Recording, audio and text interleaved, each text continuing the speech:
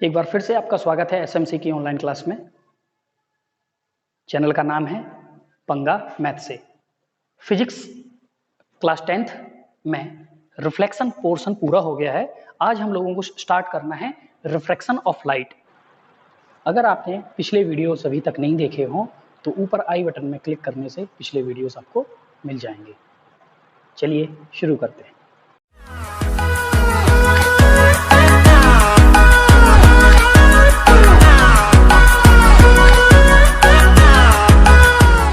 Refraction को बोलते हैं अपवर्तन, प्रकाश का अपवर्तन। तो प्रकाश का अपवर्तन क्या है, तो सबसे पहले हम लोग ये समझते हैं। तो इसके पहले हम लोग बात करेंगे कि प्रकाश किन किन से माध्यम में गमन कर सकता है। माध्यम का मतलब है जिनमें होकर प्रकाश जाता है। तो मैंने आपको पहले बताया था कि प्रकाश जो है वायु से होकर जा सकता है, तो वायु भी प्रकाश का माध्यम हो गया। प्रकाश पानी में से होकर भी जा सकता है, तो जल भी प्रकाश का एक माध्यम है। ठीक है। प्रकाश जो है वो कांच में से होकर भी पार जा सकता है, तो कांच भी प्रकाश का माध्यम है। प्रकाश के और भी बहुत सारे माध्यम हैं, लेकिन हम इन तीन माध्यमों के बारे में चर्चा करेंगे। ठीक है। अब इन तीन माध्यमों में कौन सा माध्यम सघन है और कौन सा माध्यम विरल है। सघन माध्यम कौन सा है और विरल माध्यम कौन सा है। सघन को बोलते हैं डेंसर और विरल को बोलते हैं rare medium. Rare medium, denser medium और रेयर मीडियम। अब समझो जरा क्या होता है डेंसर मीडियम और रेयर मीडियम। देखिए, सघन और विरल से मतलब क्या है कि जिस माध्यम में दो कोई एक मीडियम के बारे में अगर आप बोलोगे कि वह माध्यम सघन है या विरल, तो इसका उत्तर दे पाना मुश्किल है। कोई इसका उत्तर नहीं दे सकता कि कोई पर्टिकुलर माध्यम सघन है या विरल। तब फिर हम कैसे इस बात को बोलेंगे कि कोई माध्यम सघन है अथवा विरल। देखिए, जब दो माध्यमों के बारे में चर्चा होती है, दो माध्यमों के बीच में कंपैरिजन होता है, तब हम कह सकते हैं कि पहला माध्यम दूसरे माध्यम के सापेक्ष सघन है अथवा विरल।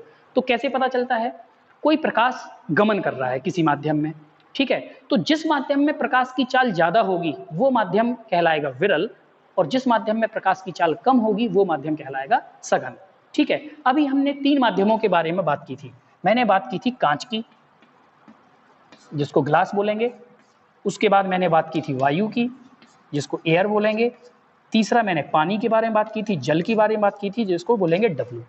ठीक है। अब हम दो दो पैर लेते हैं, मतलब ग्लास लिया और हमने एयर लिया, तो इन दोनों में कौन सघन है और कौन विरल है। तो जाहिर सी बात है ये माध्यम जो है ये विरल माध्यम है, क्योंकि वायु में प्रकाश की चाल ज्यादा होती है। किससे? कांच से। तो कांच कैसा हो जाएगा? सघन हो जाएगा, डेंसर हो जाएगा। ठीक है। अगर हम ग्लास और वाटर के बारे में बात करेंगे तो ग्लास सघन है और विरल है पानी। ठीक है। वाटर और एयर के बारे में बात, अगर हम वाटर और एयर को कंपैरिजन करेंगे तो वाटर कैसा हो जाएगा? वाटर में प्रकाश की चाल कम होती है, जबकि एयर में प्रकाश की चाल ज्यादा होती है। तो एयर कैसा माध्यम हो जाएगा? विरल माध्यम हो जाएगा, और वाटर हो जाएगा सघन। यहाँ पे देखो वाटर विरल था, यहाँ पे सघन। ठीक है ना। क्यों? क्योंकि ये ग्लास के सापेक्ष विरल है, जबकि यहाँ पे पानी जो है वो एयर के सापेक्ष सघन है। एक माध्यम के बारे में और हम लोग चर्चा करेंगे, जो कि माध्यम कहलाता है निर्वात। ठीक है, वैक्यूम वी। ठीक है। तो निर्वात जो है वो विरल होता है। क्या होता है? विरल। सबसे ज्यादा प्रकाश की चाल निर्वात में ही होती है। कितनी होती है? 3×10⁸ मीटर पर सेकेंड। और इतनी ही चाल हम वायु में मान लेते हैं। ठीक है। प्रकाश की इतनी ही चाल हम लोग क्या मान लेते हैं? वायु में भी। तो वायु और निर्वात की चाल हम एक ही मानते हैं। तो जहां पे वायु है वहां अगर हम निर्वात भी ऐड कर देंगे तो बात वही रहेगी। क्लियर? ये चीज समझाना जरूरी था। अब देखिए यहां पे हुआ क्या। अभी हम लोगों ने पढ़ा था परावर्तन। परावर्तन में क्या था कि प्रकाश किसी माध्यम से चलता हुआ, प्रकाश की किरण किसी माध्यम से चलता हुआ जब किसी दूसरे माध्यम की सतह से टकराता है तो वापस अपने मार्ग पर या अपने माध्यम में लौट जाता है। यह घटना कहलाती है परावर्तन। लेकिन अपवर्तन की घटना इसके जस्ट उलट है। अपवर्तन की घटना क्या है कि प्रकाश की किरण जाएगी, किसी दूसरे माध्यम में टकराएगी और उसके पार चली जाएगी। ठीक है। यह घटना जो है वो कहलाती है अपवर्तन। क्या कहलाती है? अपवर्तन। लेकिन अपवर्तन में होता क्या है?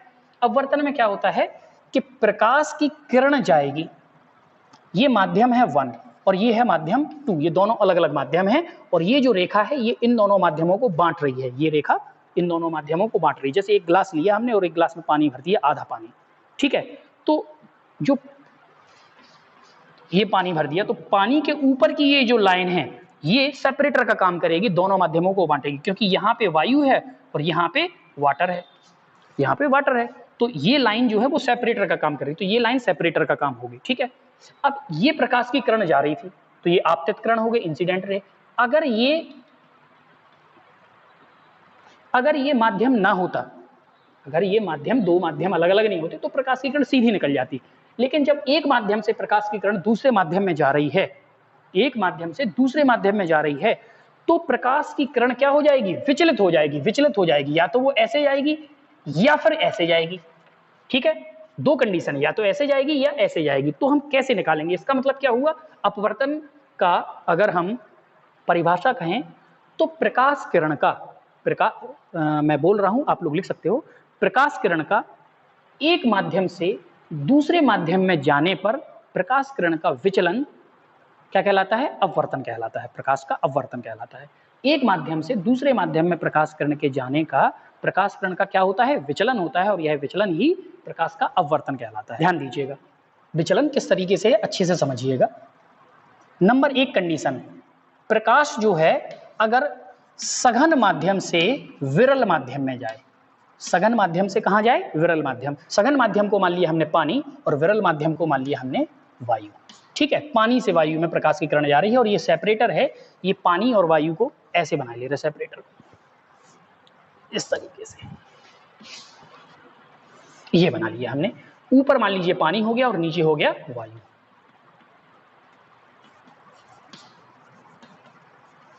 पानी में ये आई प्रकाश की किरण, ठीक है, आपतित प्रकाश किरण यहां टकराएगी, जहां टकराएगी वो कहलाएगा आपतन बिंदु। क्या कहलाएगा, आपतन बिंदु, पॉइंट ऑफ इंसिडेंस। और पॉइंट ऑफ इंसिडेंस और ये सेपरेटर के हमने क्या खींचा, एक लंब खींच दिया, इस लंब को बोलते हैं अभिलंब, नॉर्मल। क्या बोलते हैं, नॉर्मल। तो ये अभिलंब खिंच गया। प्रकाश की किरण को जाना चाहिए था ऐसे, अगर ये दो अलग अलग माध्यम नहीं होते तो प्रकाश की किरण सीधी निकल जाती, ठीक है। तो आपतित किरण और अभिलंब के बीच का कोण होता है आपतन कोण, ठीक है। अब क्या होगा, जब प्रकाश की किरण सघन माध्यम से विरल माध्यम में जाएगी, सघन माध्यम से विरल माध्यम में जाएगी, तो यह अभिलंब से दूर हट जाएगी। क्या हटेगी, अभिलंब से दूर हट जाएगी। देखो ये अभिलंब से दूर नहीं हो गया, ये देखिए ये कोण है आपका आई, ये वाला कोण है आर, अपवर्तन कोण है, ये रिफ्रैक्टिव एंगल है, ये अपवर्तन कोण, तो ये हो गया दूर।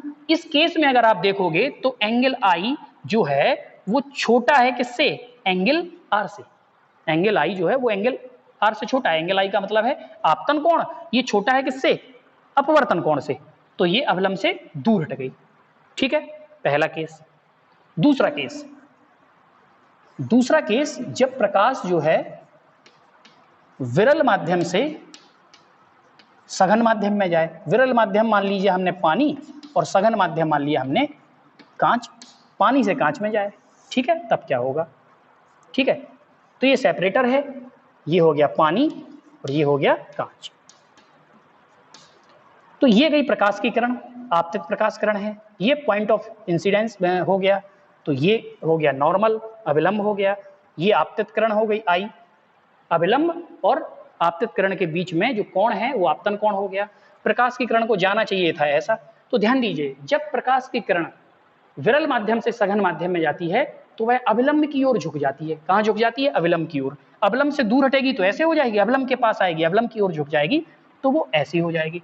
तो ये जो एंगल है ये कोण बनता आर, तो यहां पे एंगल आई जो बड़ा है एंगल आर से, ठीक है, ठीक है। अगर आप इसको बड़े गौर से आप देखोगे तो कोण जो है वो कौन से में ज्यादा बन रहा है, हमेशा सघन माध्यम का जो कोण होगा वो छोटा होगा और विरल माध्यम का कोण होगा बड़ा, ठीक है। अब हम लोग पढ़ते हैं अपवर्तन के नियम, अपवर्तन के नियम। तो अपवर्तन के नियम, अपवर्तन के दो नियम होते हैं, अपवर्तन के दो नियम होते हैं। तो पहला नियम क्या है, आपतित किरण, यह है इंसिडेंट रे, आपतित किरण, और ये है अपवर्तित किरण। ये क्या है? अपवर्तित किरण। तो आपतित किरण, अपवर्तित किरण। तो ये आपतित किरण कॉमा अपवर्तित किरण तथा आपतन बिंदु पर खींचा गया अभिलंब। क्या? अभिलंब। तीनों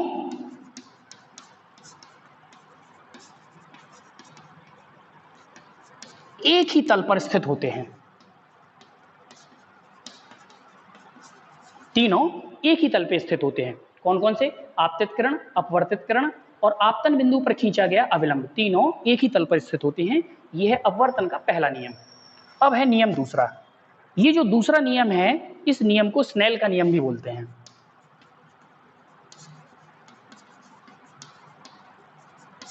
अब स्नेल्स लॉ है क्या? स्नेल के नियम में क्या है? स्नेल का नियम बोलता है कि आपतित किरण की ज्या, ज्या को बोलते हैं साइन। देखो हिंदी में जो साइन होती है उसको बोलते हैं ज्या। कोसाइन मतलब कॉस को बोलते हैं कोज्या, और टेन को जो है बोलते हैं स्पर्शज्या।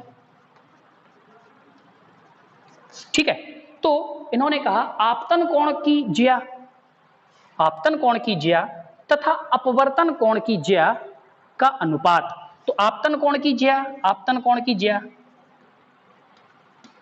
तो आपतन कोण मतलब आई की ज्या तथा अपवर्तन कोण, अपवर्तन कोण क्या होता है? आर, उसकी ज्या का जो अनुपात है एक नियतांक होता है।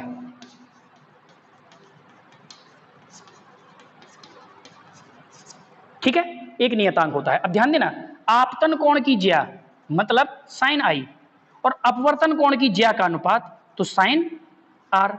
तो आपतन कोण की ज्या sine i upon sine r, ये होता क्या है? एक नियतांक होता है। क्या होता है? ये नियतांक। इसी नियतांक को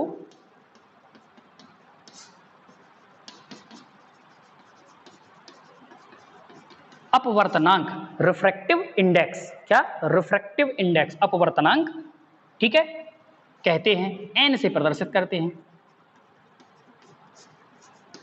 ठीक है, तो रिफ्रैक्टिव इंडेक्स हो गया ये अपवर्तनांक। तो अपवर्तनांक अगर कोई पूछे क्या है, तो आपतन कोण की ज्या तथा अपवर्तन कोण की ज्या का अनुपात जो है वो अपवर्तनांक होता है।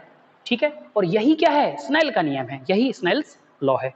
ठीक है, आज के लिए ये वीडियो इतना काफ़ी है। मिलते हैं अगले वीडियो पर। वीडियो को लाइक कीजिएगा, शेयर कीजिएगा। पिछला वीडियो अगर नहीं देखा हो तो आप आई बटन पर क्लिक करके पिछला वीडियो भी पा सकते हैं। चैनल को सब्सक्राइब कीजिएगा। नमस्कार।